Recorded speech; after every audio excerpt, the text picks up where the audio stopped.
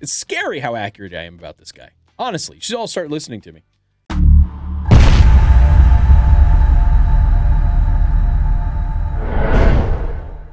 From the first step to the final phase, industrial and commercial electrical done right. Casey Hendrickson.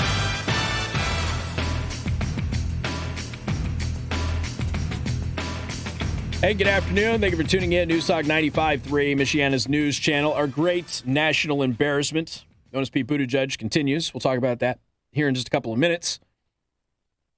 I want to thank R&B Car Company.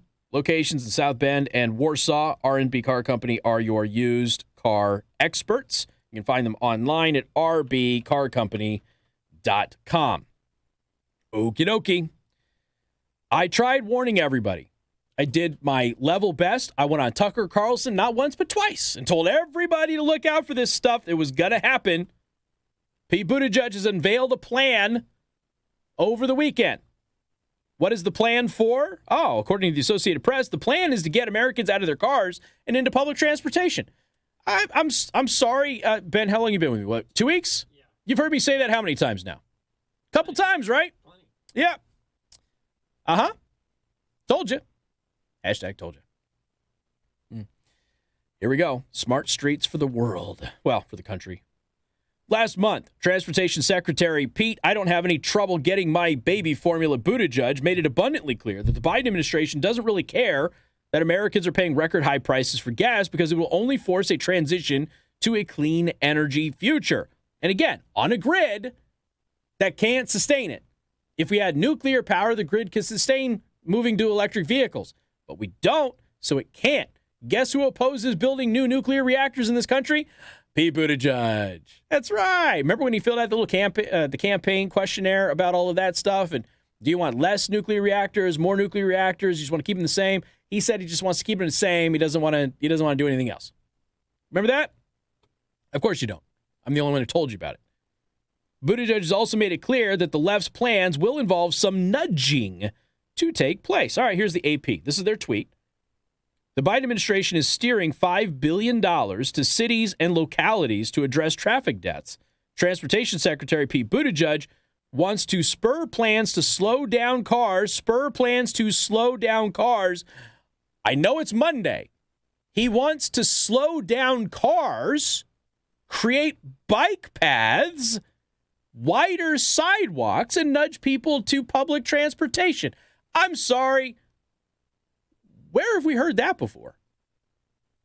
That's right, downtown South Bend. That's smart streets, basically. We're going to go ahead and we're going to widen the bike path. We're going to widen the sidewalks. We're going to narrow those roads down to slow down the traffic. Yeah, remember Pete Buttigieg lying to everybody about slowing down traffic in downtown South Bend? I'm not slowing traffic down. I'm speeding traffic up. That's what I am doing. And then, of course, traffic slowed down. And then he said, you're not really slowed down. You're only slowed down like 2 minutes. It's not a big deal. That's a small price to pay for beautifying downtown South Bend, right? And then finally he admitted months afterwards that, yeah, the goal was to slow traffic down. Now he's basically doing smart streets on a national scale. Thinner roads, wider sidewalks, add bike paths everywhere. Because everybody needs a bike path in a good chunk of the country in which you can only bike half of the year. It makes total sense.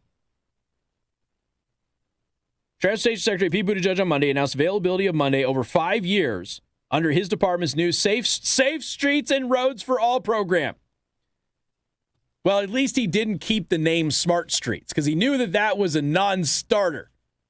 Safe Streets and Roads for All program. Try telling you. The aim will be to provide a direct infusion of federal cash to communities that pledge to promote safety for the multiple users of a roadway, particularly pedestrians and bicyclists. Okay, ladies and gentlemen, I come from Las Vegas, Nevada. There is no city on God's green earth that has a bigger pedestrian safety hazard than Las Vegas, Nevada. Anybody out there listening to this show in New York or Chicago, you can keep your mouth shut because it ain't true. Las Vegas has a much bigger pedestrian issue than any of those cities have. You know what Las Vegas decided to do because too many people were getting hit by cars? You see, it turns out when pedestrians constantly run against the grain of traffic and don't obey the traffic lights and stuff like that, it turns out that people just run them over. True story. You know what they did? They started building pathways that were not on the street. So you can actually walk around good chunks of Las Vegas now without risking getting hit by a car. Do you think Pete Buttigieg consulted the one person he knows from the pedestrian capital of the country about this? Of course he did. Why would he call me? Would I help him if he called? Absolutely, I would help him if he called me. And then I would tell everybody about how Pete Buttigieg needed a Republican or a conservative to help him out. He wouldn't like that very much, though. So all you have to do is pledge to protect pedestrians, and then you can get some of this money, right? Federal data being released this week by the Transportation Department is expected to show another big jump in U.S. traffic deaths through 2021, reflecting continued risky driving that began when the coronavirus pandemic in March 2020. Fatalities among pedestrians and cyclists have been rising faster than those within vehicles. Yeah, well, there's a good chance that a lot of those are probably suicides. I don't know, but there's probably some good data that would suggest that, considering the increase in suicides that have happened as a result of the lockdowns of the pandemic. But again, the whole issue is to nudge you out of your car. So I told you, did I not? I told you they want you to buy an electric car, and then they're going to tell you the electric car is too much for the grid, and then they're going to shut down your electric car because electric cars are going to be shut down remotely, and then they're going to force you to get on public transport. They're like, obviously, they can't do this everywhere, but they can do this in major urban areas, and that is exactly what this plan is set up to do. Exactly what it's set up to do. Jim Treacher, who's from Indianapolis, we just came out of a pandemic, and now this idiot wants to cram us all into trains. It's also a valid point. Didn't, like, the dingus mayor of Detroit say that it's time to start wearing a mask inside again today? Yeah. We came out of a pandemic. Let's just go back on trains. Exactly. Wouldn't have had a pandemic if you weren't on trains. I wonder how many people who live off-grid and don't see anybody outside of their immediate family, I wonder how many of them caught COVID. Just a thought. I don't know. Just wondering. Somebody else said, this isn't about traffic deaths. It is about control and making everyone dependent on government. Yep, exactly. Matt Whitlock, apparently the Biden administration hasn't learned any lessons from trying to nudge people out of cars for the last year by driving up fuel prices and trying to guilt people into electric cars they can't afford. No, of course not. The goal has always been to get you on public transportation. The goal has always been to do that. There is, right now, okay, I am causing a brain aneurysm in 2 people who are listening to this show because there are only 2 people in the entire area who think that Smart Streets was a good idea. And both of those people are listening to me right now, very upset that I'm even bringing up Smart Streets. But this is Smart Streets. It's just a national plan now. Shrink the roads, increase the sidewalks, increase bicycle paths, slow traffic down. What does a traffic jam do for the environment again? What does a traffic jam do for the environment? That's right, bad for the environment, right? According to all the eco-nuts out there, being in a traffic jam increases your greenhouse gas emissions and destroys the planet. Oh, but not if you're in an electric vehicle, Casey. Again, those electric vehicles that nobody can afford.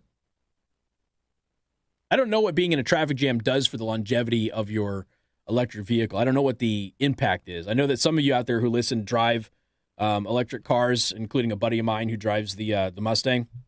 So, I mean, let me know. Does a traffic jam dramatically affect your range or not? I would be interested to know that. I would assume that it wouldn't, but I don't know. Tried telling you folks this was always the plan and that Pete Buttigieg was going to do this, and that is exactly what he did. We joked about it the moment we learned that he was going to be the nominee for Transportation Secretary. Said, you watch, he will propose smart streets for the entire country. That is exactly what happened.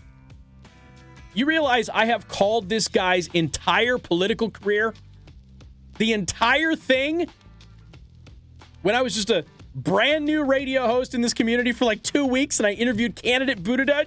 Remember that?